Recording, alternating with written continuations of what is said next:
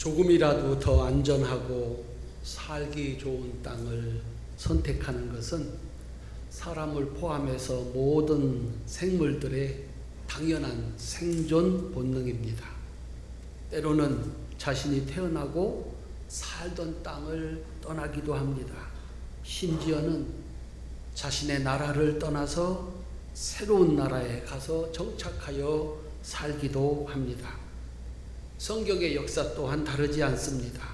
하나님은 아브라함에게 소망 없는 갈대아 우르를 떠나 약속의 땅 가나안으로 이주를 명하셨습니다. 아브라함은 그곳에서 하나님을 믿어서 복을 받는 믿음의 조상이 되었습니다. 내가 사는 곳을 지켜야 된다. 보다 좋은 곳으로 만들어야 한다.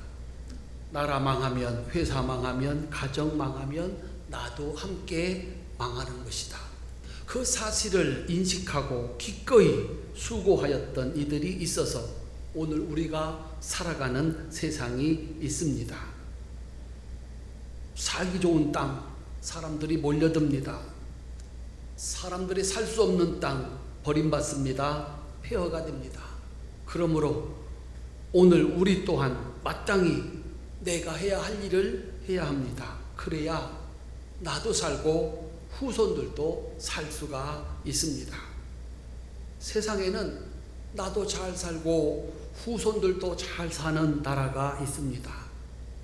그 나라 때문에 다른 나라까지 잘 살게 하는 나라도 있습니다. 그런 기업이 있고 그런 가정이 있습니다. 그런 나라와 그런 기업과 가정을 만든 사람들이 있습니다.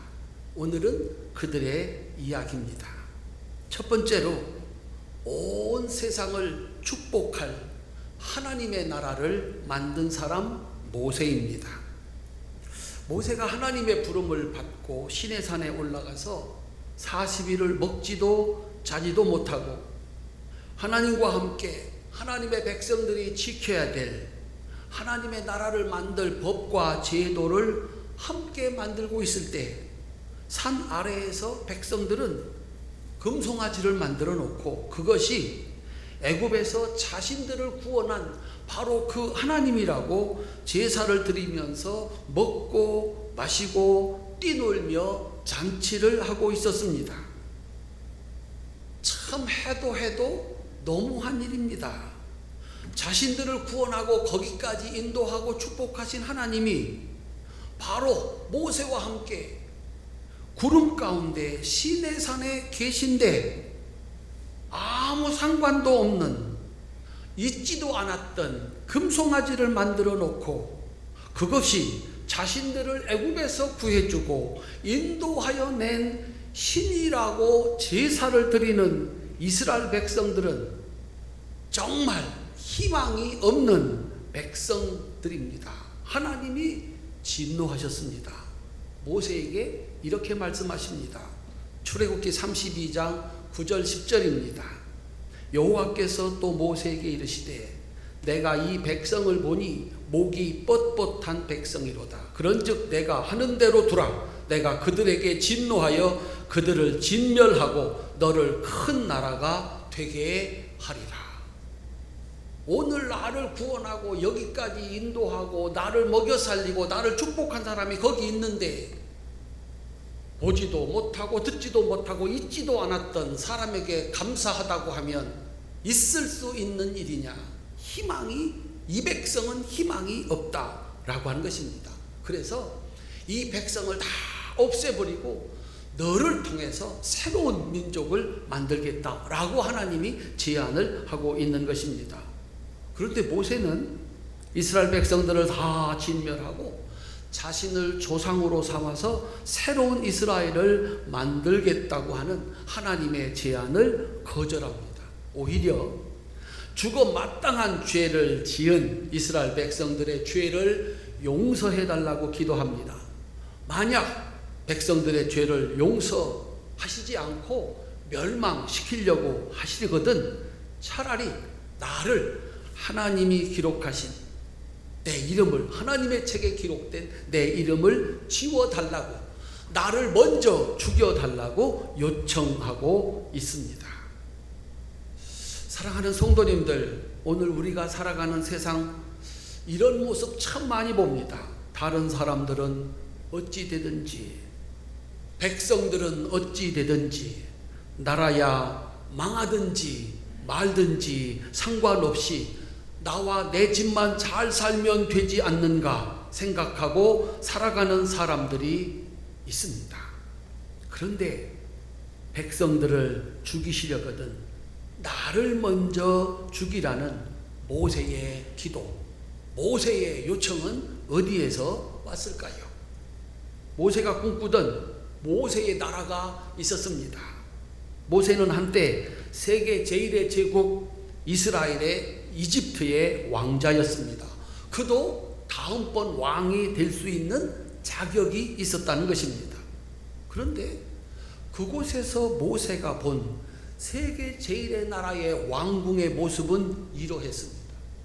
서로 왕이 되려고, 그 나라의 주인이 되려고 형제끼리 죽고 모함하고 싸우는 권력 투쟁으로 하루도 안심할 수 없는 전쟁터와 같았습니다.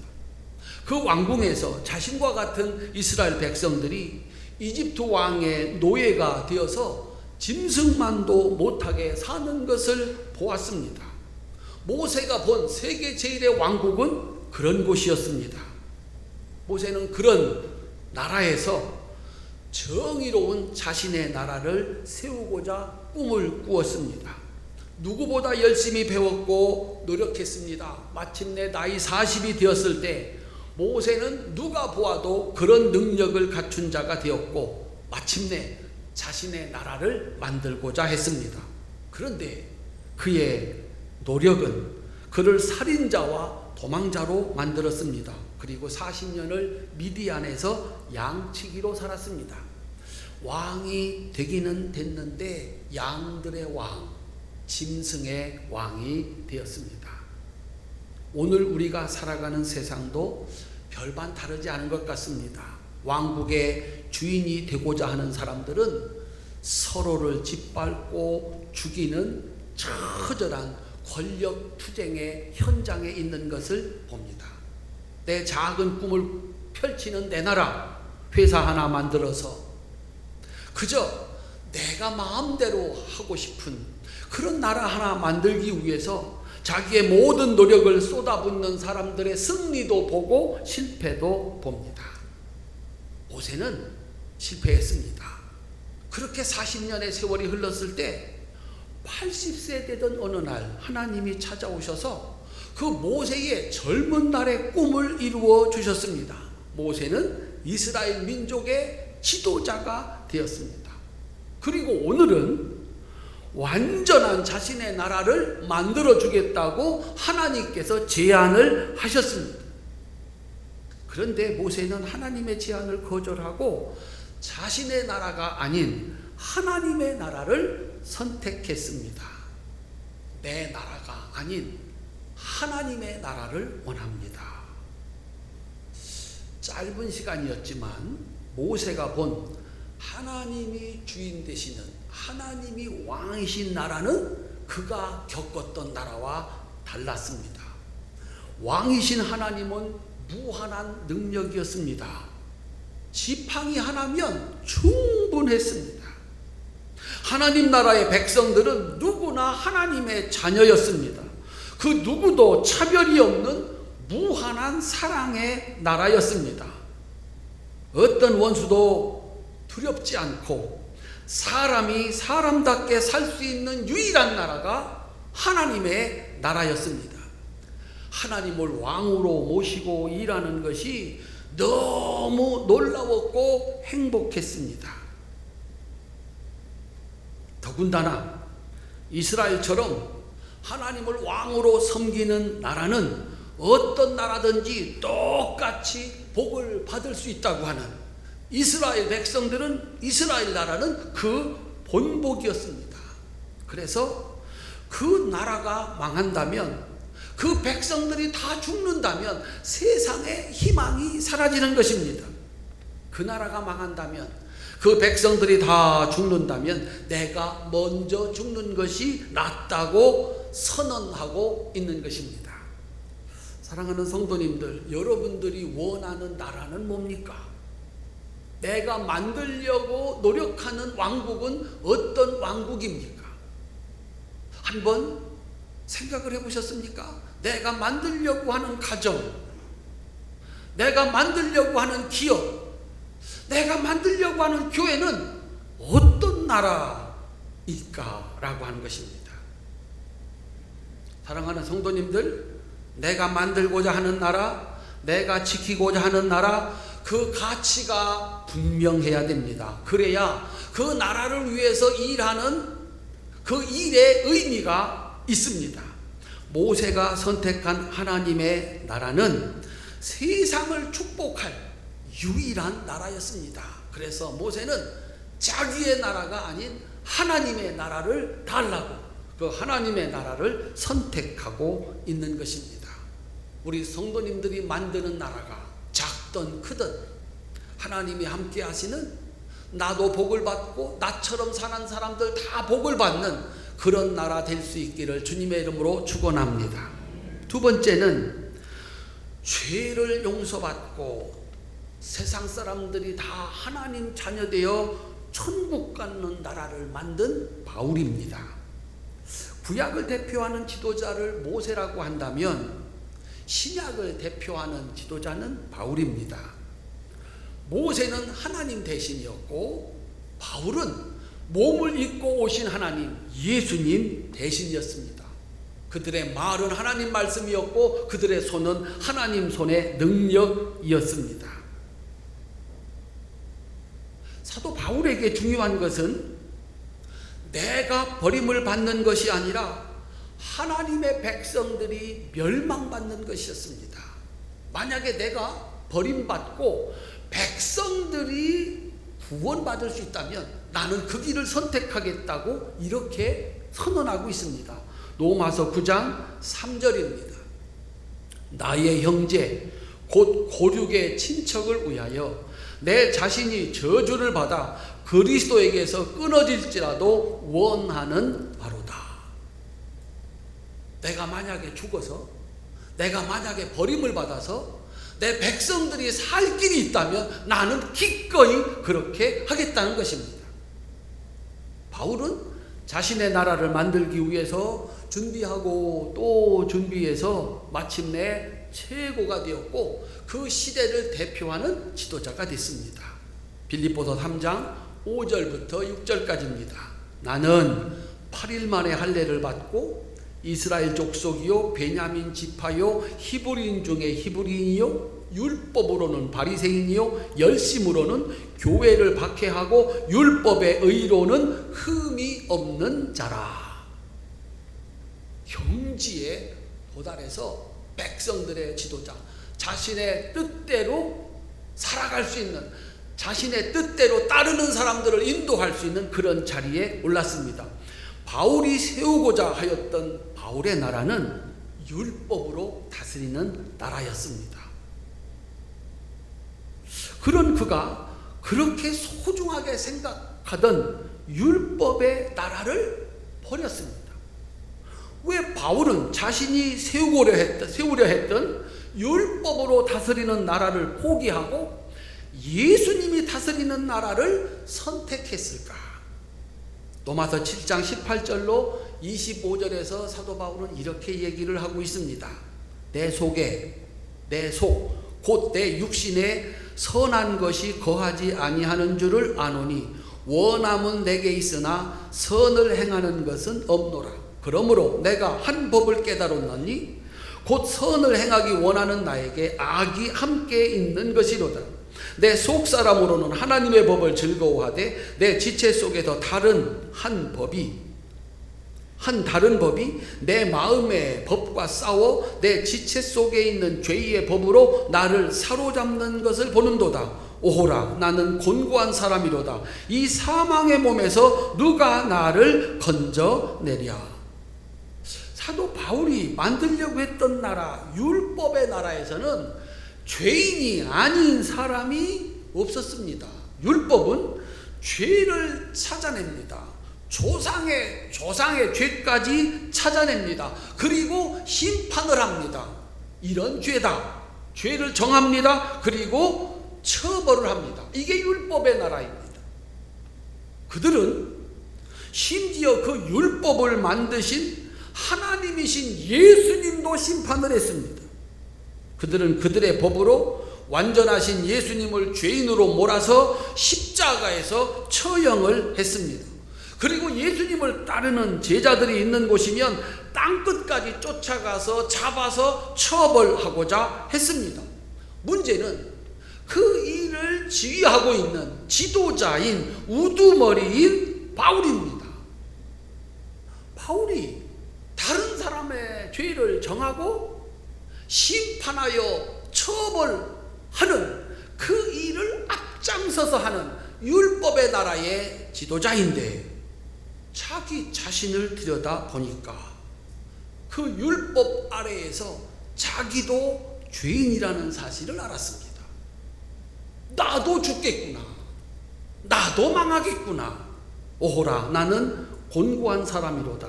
이 사망의 몸에서 누가 나를 건져내랴. 사람들을 심판하던 그 바울이 자기를 보니까 자기도 똑같이 심판받아야 할 사람이었습니다. 그런 그가, 그 고민과 갈등을 가지고 살아가던 그가 부활하신 예수님을 만났습니다. 그리고 자신이 만들려고 했던 율법의 나라를 버리고 예수님의 나라를 선택했습니다. 빌립보서 3장 7절로 9절입니다. 그러나 무엇이든지 내게 유익하던 것을 내가 그리스도를 위하여 다 해로 여길 뿐더러 또한 모든 것을 해로 여김은 내 주 그리스도 예수를 아는 지식이 가장 고상하기 때문이라. 내가 그를 위하여 모든 것을 잃어버리고 배설물로 여김은 그리스도를 얻고 그 안에서 발견되려 함이니 내가 가진 의는 율법에서 난 것이 아니요 오직 그리스도를 믿음으로 말미암는 것이니 곧 믿음으로 하나님께로부터 난 의라. 율법의 나라는 죄인을 만드는 정죄와 심판의 나라입니다. 그런데 예수님의 나라는 의인을 만드는 용서와 사랑의 나라였습니다. 율법 아래에서는 의롭다 할 수 있는 사람이 아무도 없어요. 그런데 예수님의 나라, 예수님 앞에 오면 예수님은 그 죄를 다 용서해 주시고 의로운 사람으로 대신 그 죄값을 치러 주시고 너는 의로운 사람이다 인정해 주시고 사랑해 주시는 그런 나라였습니다. 바울의 소망은 그 누구든지 어떤 죄를 지었든지 간에 예수님께 나와서 용서받고 하나님의 백성이 되는 예수님의 나라를 만드는 것이었습니다. 그것이 그의 모든 것이 되었습니다. 사랑하는 성도님들, 그런 바울에게 이스라엘 백성들은 온 세상을 예수님의 나라로 만들 수 있는 첫 번째 사람들이었습니다. 이 사람들이 예수를 믿어서 죄 용서함을 받고 이 사람들이 하나님의 백성이 되어서 예수 믿어 용서받고 의롭게 되어서 하나님 백성 되는 이 도리를 온 세상에 전할 사람들이었다라고 하는 겁니다. 그래서 이 사람들을 예수 믿게 해야 된다. 이 사람들을 하나님 백성으로 만들어야 된다. 나는 그 일을 위해서 죽어도 좋다. 그렇게 선언하고 있는 것입니다. 사랑하는 성도님들, 무엇을 위해서 여러분의 꿈을 포기할 수 있겠습니까? 무엇을 위해서 내 목숨을 기꺼이 바칠 수가 있겠습니까? 그것은 분명합니다. 나의 꿈보다 나의 목숨보다 비교할 수 없이 중요한 가치, 내 목숨보다 내가 지금까지 귀하게 여겼던 것보다 비교할 수 없는 크고 귀한 가치를 발견했을 때 사람들은 비로소 버릴 수 있고 그것을 위해서 목숨을 바칠 수가 있는 것입니다. 만일 내게 줄 수 있는 1000개의 생명이 있다면 모두 조선을 위해 바치리라. 양화진 외국인 선교사 묘역에 있는 미국 선교사 루빅 캔드릭 선교사의 묘비명입니다. 루빅 캔드릭은 25살에 우리나라 선교사로 와서 9개월 만에 급성 맹장염으로 세상을 떠났습니다. 이 비문은 그녀가 그의 고향인 텍사스 청년들에게 보낸 편지 가운데 일부로 알려지고 있습니다. 그녀는 죽어가면서도 자신의 친구들에게 여기 10명, 여기 20명, 여기 50명 조선으로 오게 해달라고 유언을 남겼다고 합니다. 그녀가 부모에게 마지막으로 쓴 편지 내용 가운데 일부를 제가 읽어드리도록 하겠습니다. 조선 땅에 오기 전 집 뜰에 심었던 꽃이 활짝 폈다는 소식을 들었을 때 하루 종일 집 생각만 했습니다. 이곳은 참 아름다운 곳입니다. 선한 마음과 복음에 대한 열정으로 보아 아마 몇십 년이 지나면 이곳은 주님의 사랑이 넘치는 곳이 될 것 같습니다. 그러나 한편에서는 탄압이 점점 심해지고 있습니다. 그저께는 주님을 영접한 지 일주일도 안 된 서너 명이 끌려가 순교했고 토마스 선교사와 제임스 선교사도 순교했습니다. 본부에서는 철수하라고 했지만 대부분의 선교사들은 그들이 전도한 조선인과 숨어서 예배를 드리고 있습니다. 오늘 밤은 유난히 고향으로 돌아가고 싶습니다. 외국인을 죽이고 기독교를 증오한다는 소문 때문에 부두에서 저를 끝까지 말리셨던 어머니의 얼굴이 자꾸 제 눈앞에 어른거립니다. 아버지, 어머니, 어쩌면 이 편지가 마지막일 수도 있습니다. 제가 이곳에 오기 전 뒤뜰에 심었던 한 알의 씨앗으로 이제 내년이면 온 동네가 꽃으로 가득하겠죠. 그리고 또 다른 씨앗을 만들겠죠. 저는 이곳에 작은 씨앗이 되기로 결심했습니다. 제가 씨앗이 돼 이 땅에 묻히게 됐을 때 조선 땅에는 많은 꽃이 피고 그들도 여러 나라에서 씨앗이 될 것입니다. 저는 이 땅에 저의 심장을 묻겠습니다. 이것은 조선에 대한 제 열정이 아니라 하나님께서 가지는 조선에 대한 열정이라는 것을 알게 됐습니다. 아버지, 어머니 사랑합니다. 만일 내게 줄 수 있는 1000개의 생명이 있다면 모두 조선을 위해 바치리라. 그녀에게도 사랑하는 것이 있었을 것입니다. 그녀가 이루고 싶은 것도 있었을 것입니다. 그런데 그녀는 자신의 나라가 아닌 하나님의 나라를 선택했습니다. 그가 사랑한 나라, 그가 1000개의 목숨을 바쳐서라도 하나님의 나라를 만들고자 했던 조선, 예수를 믿어 구원받고 천국을 이루는 나라였습니다. 오늘 우리가 살아가는 이 나라, 이 교회가 과연 우연이라고 할 수 있겠습니까? 예수님 말씀하셨습니다. 한 알의 밀이 땅에 떨어져 죽지 않으면 한 알 그대로 있고 죽으면 많은 열매를 맺는다. 한 사람 모세와 바울이 손에 쥐었던 자신의 나라를 포기하고 하나님의 나라를 선택했을 때 그들이 선택한 나라는 세상을 축복하는 나라가 되었고 죄 용서함을 받아 하나님의 자녀가 되어 천국에서 살다가 천국 가는 백성들이 만들어지는 그런 나라가 되었습니다. 버려야 얻을 수 있습니다. 하나님이 하나님의 나라를 만들려고 하는 사람들, 세상에서 가장 존귀한 일을 하는 사람들입니다. 왜냐하면 그들이 만드는 나라는 사람들을 축복하는 나라고 죄인을 구원해서 하나님의 백성이 되게 해서 천국에 가게 하는 나라이기 때문입니다. 우리가 살아가는 세상에서 오직 자신의 나라, 자신의 꿈을 이루는 일을 위해서 가족도 이웃도 국가도 생각하지 않는 것 같은 그런 세상을 우리가 살아가고 있습니다. 나는 어떤 선택을 해야 하는가 깊이 생각해 봅니다. 오늘 본문입니다. 우리 다 같이 한번 읽어보도록 하겠습니다. 누가복음 18장 28절로 30절입니다. 베드로가 여짜오되 보옵소서 우리가 우리의 것을 다 버리고 주를 따랐나이다. 이르시되 내가 진실로 너희에게 이르노니 하나님의 나라를 위하여 집이나 아내나 형제나 부모나 자녀를 버린 자는 현세에 여러 배를 받고 내세에 영생을 받지 못할 자가 없느니라 하시니라. 아멘.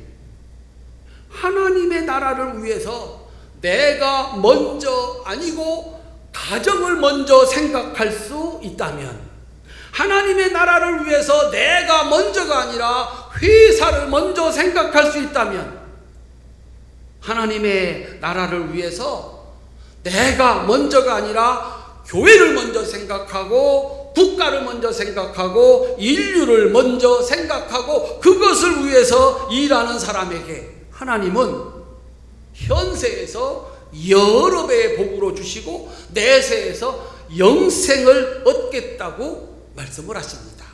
약속을 하십니다. 버리는 것이 아니고 진정으로 가장 귀한 것을 얻게 하는 것이다 라고 말씀을 하고 있는 겁니다. 6월입니다. 그 누군가가 그 젊은 날 목숨을 바쳐 지킨 나라입니다. 그 누군가가 자신의 가장 소중한 것을 바쳐서 세우고 지킨 교회입니다. 그 젊은 날의 죽음이 아직도 돌아오지 못하고 이름 없는 골짜기에 묻혀 있습니다.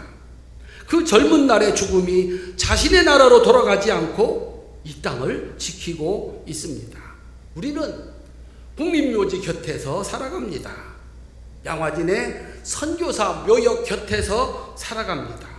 오늘도 자신의 나라가 아닌 이 땅 위에 하나님의 나라를 세우기 위해서 기꺼이 일하는 사람들이 이 땅의 주인입니다. 주님은 그들에게 현세의 여러 배의 복과 내세의 영생을 약속하셨습니다. 우리 활천의 성도들이 이 축복의 주인공이 다 될 수 있기를 주님의 이름으로 축원합니다. 기도하겠습니다.